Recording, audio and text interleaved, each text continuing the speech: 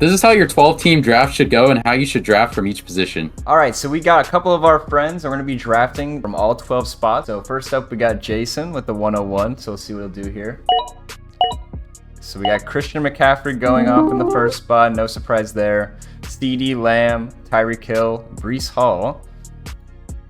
So at the fourth spot, we're easily going to take Justin Jefferson. Definitely the best player available at that position.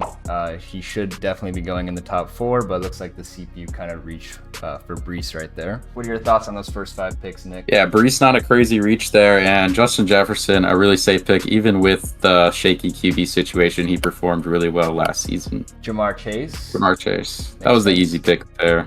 Yep. So next we got Max. And he's going to take Amon-Ra St. Brown. Yeah, and right here, I'm going to take one of our league-winning backs, Bijan Robinson. Great pick. And we got Garrett Wilson, A.J. Brown, and Kyron Williams going off the board. So now we got Goose. No surprise there. Taking Jahmyr Gibbs. And Saquon Barkley. That is a dangerous running back duo that Goose just picked there. All right here, I'm going to take Puka Nacua. A nice breakout star from last year. For sure. Then we got Max taking Travis Etienne, Devontae Adams. So here I am up for the 208. So a lot of different options we could do here, but I'm going to take one of our other breakout candidates, Devon Achane here. Love him kind of near the end of the second round. So after Achane goes Josh Jacobs. This was the other player I was kind of considering there. Then we got Chris Olave, and then our first tight end, Sam Laporta, goes off the board. Then we get our second tight end, Travis Kelce. Kind of definitely the 1-2 options there. Can kind of go either way. It just depends on how you want to build your team. And Pacheco, so doubling up on Chiefs right there. Not really a ton of great running back options. I was hoping that Pacheco or Henry fell to me. Let's see. We're going to go with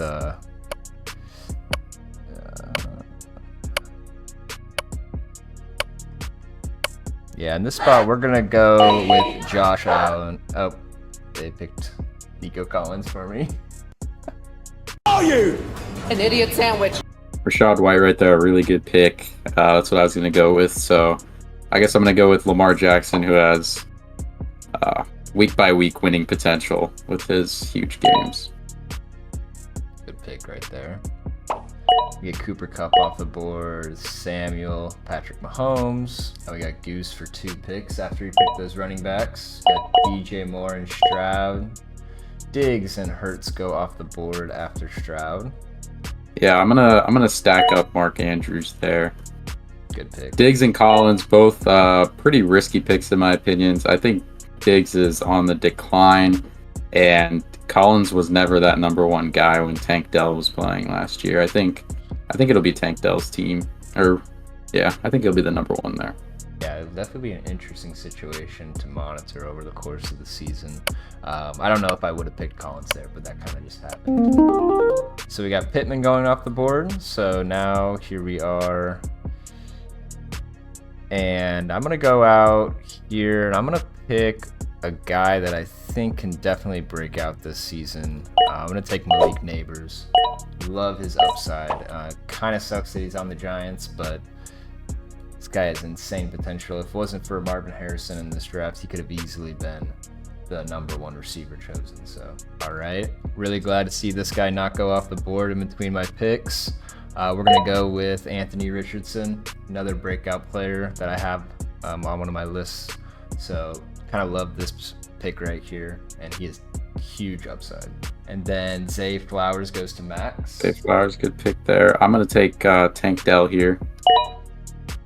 Good pick. Great upside in the end of the 5th. What are your thoughts on Kenneth Walker this season? Kenneth Walker's definitely an interesting one, but a very talented back. So I don't hate that pick there in the mid-5th. Yeah, he's definitely very talented. There's a lot of competition in that backfield, so I'm not exactly looking to grab Kenneth Walker this season. Yeah, but he definitely does have a lot of upside. We got Kyle Pitts, so Jason's going to be pretty sad about that one. And Keenan Allen going off the board. And then after that, we got Rome Odunze, David Montgomery. James Conner right there. Right here, I'm going to get one of our late round steals, Rashee Rice. Very unlikely he sees a suspension during the fantasy season this year. We got Terry McLaurin going off the board. I actually like that pick a lot this year. He has pretty huge upside. I think that Commanders' offense is going to be a lot better with Jaden Daniels, him and Jahan Dotson. Then we got Swift going off the board. I'm glad to see Swift going off the board instead of this running back. I do like Ramondre Stevenson more. Definitely has a lot more potential, in my opinion, as being the bell cow running back over there in New England. Waddle took my pick. Xavier Worthy, that was definitely going to be my next selection. So right here, I don't have a tight end yet, and I mean, we got to do it. We're taking Brock Bowers. Huge upside pick right there. Yeah, and one thing to keep in mind drafting this year is receivers are going really early in the drafts, and it's definitely something you want to get on sooner than later in your drafts to get that room locked down. Zamir White, a really good pick right there. That's what I was going to go with. And we had Chris Godwin. I think he definitely has a lot of potential this season as well. Mm-hmm. Yeah, so right here I'm gonna reach a little because I need running backs, and I'm gonna go with Zach Moss. He definitely has upside to be a valuable pick there. Then we go Evan Ingram, Najee Harris, and Deontay Johnson, Raheem Mostert, and McConkey. Definitely could be a great pick there, McConkey. I agree. Dan Herbert's number one. Javonte Williams, David Njoku. I'm gonna go for a league winner type of pick here in the mid-fifth and take Nick Chubb, and we could potentially see him get back to his full form by the mid-season. Next, we got Jordan Love going off to Max. It's a great pick. I think you can wait on quarterbacks this year. There are so many good quarterbacks in the draft. Yeah. So I did kind of take one a little bit earlier, but it would definitely be a viable strategy to draft one later on. So with our next pick here, I'm going to go with Hollywood. I think people are kind of overreacting to his injury. He will be out. He'll miss probably a week or two, but he's still going to be in the mix in that KC wide receiver room, probably following week 3 or 4. And a pick I didn't comment on earlier is Kyler Murray. I think that's a very solid pick. He has high running upside and just added one of the best receivers we've ever seen, so that could really elevate him to the next level. So with my next pick here, I'm going to go with a player that I think has a lot of potential as well, Trey Benson from the Cardinals.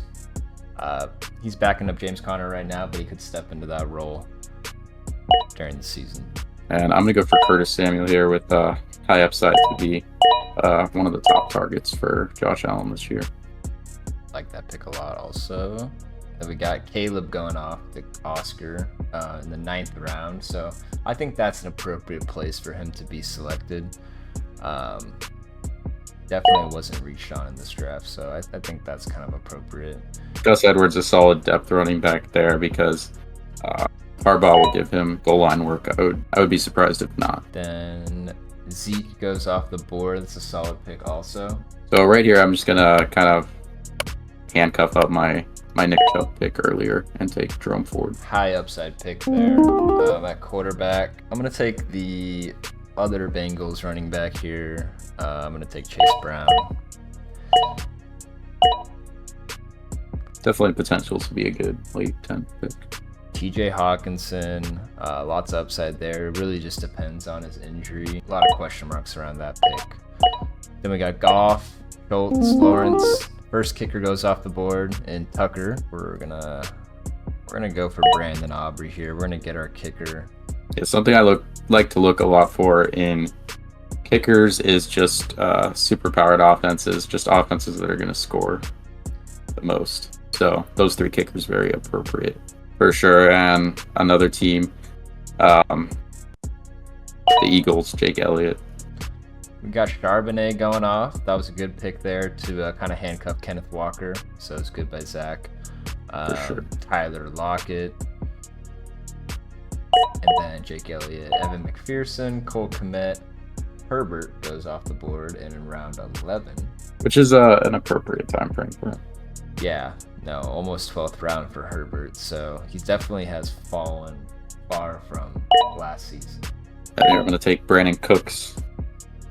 A little bit of injury concern with him right now, but I think later in the season, especially if CeeDee Lamb's contract situation escalates, he could be a really, really good pick.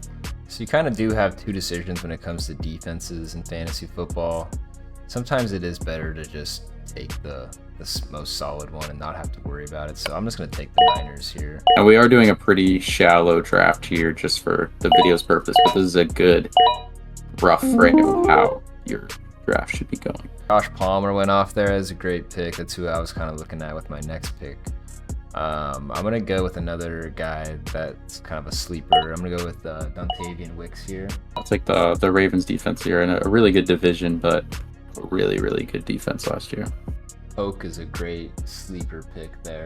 Definitely. And I'm going to take a really solid backup QB that I wouldn't mind being my starter if I'm taking it this deep, and that's Kirk Cousins. He has a good bit of weapons. The Chiefs defense going off.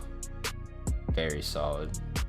All right, and then we're on to our last pick here. Kind of along the lines of what Nick just said. I'm going to take Stafford. Wouldn't even mind him being my starting quarterback. So it just kind of goes to show the depth of the quarterback room. But that is how a 12-team draft should look. Like Nick kind of said before, this is a little bit more of a shallow draft just for the video's sake. But just wanted to show off what those first couple rounds are going to look like. If you guys do have any comments or any suggestions, please feel free to comment them down below. We're looking forward to seeing you guys in the next video.